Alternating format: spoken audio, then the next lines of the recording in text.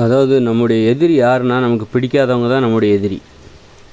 அப்படின்னா அந்த எதிரிகளை பற்றி நீங்கள் யோசிக்கவே கூடாது. உங்கள் மனசுக்குள்ளே எதிரிகளை பற்றி சிந்திக்கவே கூடாது. மனசுங்கிறது உங்களுடைய வீடு. அந்த வீட்டுக்குள்ளே உங்களுடைய எதிரிகளுக்கு இடம் கொடுக்காதீங்க. உங்களுடைய எதிரி யாருன்னா உங்களுக்கு பிடிக்காதவங்க தான். உங்களுக்கு பிடிக்காதவங்கக்கிட்ட நீங்கள் உங்களுக்கு பிடிக்காதவங்களை பற்றி நீங்கள் யோசிக்கவே கூடாது, சிந்திக்கவே கூடாது.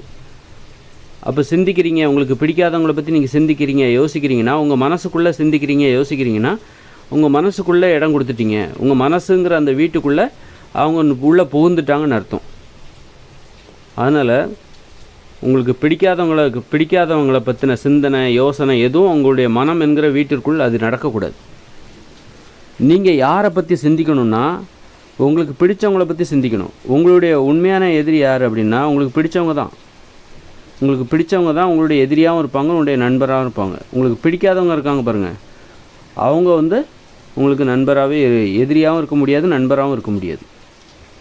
ஆனால் அவங்கள உள்ளே விட்டுறாதீங்க. உங்களுக்கு பிடிச்சவங்ககிட்ட தான் நீங்கள் சண்டையை போடணும். சண்டை போடுறதுக்கு உரிமை வேணும். உங்களுக்கு பிடிச்சவங்ககிட்ட தான் நீங்கள் சண்டை போடணும், அன்பு செலுத்தணும், பாசம் காட்டணும், திட்டணும், திட்டு வாங்கணும், அடிக்கணும், அடி வாங்கணும். இதெல்லாம் உங்களுடைய பிடிச்சவங்ககிட்ட வெளிப்படுத்தக்கூடிய ஒரு நடைமுறை. நீங்கள் சண்டை போடுறது யார் கூட போடணும் அப்படின்னா, உங்களுக்கு பிடிச்சவங்க கூட. நமக்கு சண்டை போடுறதுக்காக ஒருத்தர் தேவை. அவங்க யார் அப்படின்னா, சண்டை போடுறதுக்கும், அன்பு காட்டுறதுக்கும், பழி வாங்குறதுக்கும், கோவப்படுறதுக்கும், திட்டுறதுக்கும், திட்டு வாங்குறதுக்கும், அடி வாங்குறதுக்கும் நமக்கு ஒரு உறவு தேவை. நம்முடைய உணர்வுகளை வெளிப்படுத்துவதற்கு நமக்கு உணர்வு தேவை, ஒரு உறவு தேவை. நமக்கு பல்வேறு விதமான உணர்வுகள் ஏற்படும். கோபம், பழி உணர்ச்சி, அன்பு, பாசம், இப்படி துரோகம், இப்படி பல்வேறு உணர்ச்சிகள் நமக்கு ஏற்படும். அந்த உணர்ச்சிகளை வெளிப்படுத்துவதற்கு நமக்கு ஒரு வடிகால், அதுதான் உறவு முறை.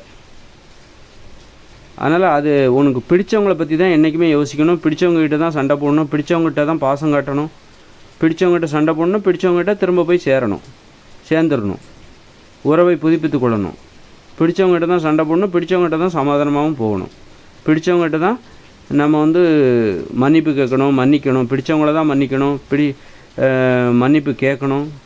பிடிக்காதவங்ககிட்ட மேலோட்டமாக பழகணும், ஒட்டாமல் பழகணும். பிடிக்காதவங்கள நீ உள்ளே விடவே கூடாது, மனசுக்குள்ளே உள்ளே விடவே கூடாது. அதுக்காக பிடிக்கலன்னு சொல்லிட்டு அவங்க பக்கத்து வீட்டில் கூட இருப்பாங்க, உங்கள் வீட்டில் கூட இருப்பாங்க, உங்கள் குடும்பத்தில் கூட உங்கள் அண்ணன் கூட உங்களுக்கு பிடிக்காமல் போகலாம், உங்கள் தங்கச்சி கூட உங்களுக்கு பிடிக்காமல் போகலாம். அதே நேரத்தில் பிடிக்காத அவங்கக்கிட்ட எப்படி பழகணும் அப்படின்னா, அதாவது உள்ளே ஒட்டாமல் பழகணும், மேலோட்டமாக பழகணும். அவங்கக்கிட்ட ஈடுபாடும் காட்டக்கூடாது, அதுக்காக அவங்கள பகைச்சிக்கவும் கூடாது. பிடிச்சவங்ககிட்ட தான் உங்களுடைய ஈடுபாடு, ஆர்வம், சண்டை, கோபம், அடி வாங்குறது, திட்டு வாங்குறது, திட்டுறது, எல்லாமே பாசம் காட்டுறது, எல்லாமே பிடிச்சவங்ககிட்ட இருக்கணும். மனசுங்கிறது உங்கள் வீடு. மனசுங்கிறது ஒரு வீடு. உங்கள் வீட்டுக்குள்ளே உங்களுக்கு பிடிச்சவங்க, உங்கள் மனசுங்கிற அந்த வீட்டுக்குள்ளே உங்களுக்கு பிடிச்சவங்கள தான் அனுமதிக்கணும். பிடிக்காதவங்கள உள்ளே விடவே கூடாது.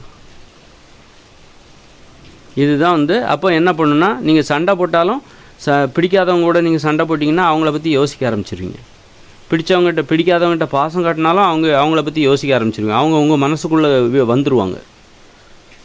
அப்போ பிடிக்காதவங்ககிட்ட சண்டையும் வச்சுக்கூடாது, உறவும் வச்சுக்கூடாது.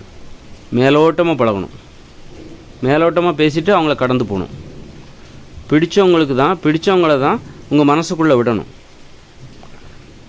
உங்களை தாண்டி உங்கள் மனசுக்குள்ளே ஒருத்தரால் வர முடியாது, விடக்கூடாது. உங்கள் அனுமதி இல்லாமல் ஒருத்தர் உங்கள் மனசுக்குள்ளே போகக்கூடாது. நீங்கள் அனுமதிக்கணும், நீங்கள் நம்பணும். யார் மேலே நம்பிக்கை வருதோ அவங்கள தான் உங்கள் மனசுக்குள்ளே போக முடியும். நம்பிக்கை வர்ற வரைக்கும் அவங்க வீட்டுக்கு வெளியில் தான் நிற்கணும், மனசுக்கு வெளியில் தான் நிற்கணும். ஒருத்தர் மேலே உங்களுக்கு நம்பிக்கை வந்தால் தான் அவங்க மனசுக்குள்ளே நீங்கள் இடம் கொடுக்குறீங்க. உங்களுடைய மனம் என்கிற வீட்டிற்குள் அவர்களை அனுமதிக்கிறீர்கள் என்று பொருள். நம்பிக்கை வராத வரைக்கும் அவங்க வெளியிலே தான் நிற்கணும், வீட்டுக்குள்ளே வரவே முடியாது. இந்த மாதிரி மனசை பற்றின சரியான புரிதல் இருக்கணும். அப்போ தான் அந்த பகையை வெல்ல முடியும், அப்போ தான் மனசில் அமைதியை ஏற்படுத்த முடியும்.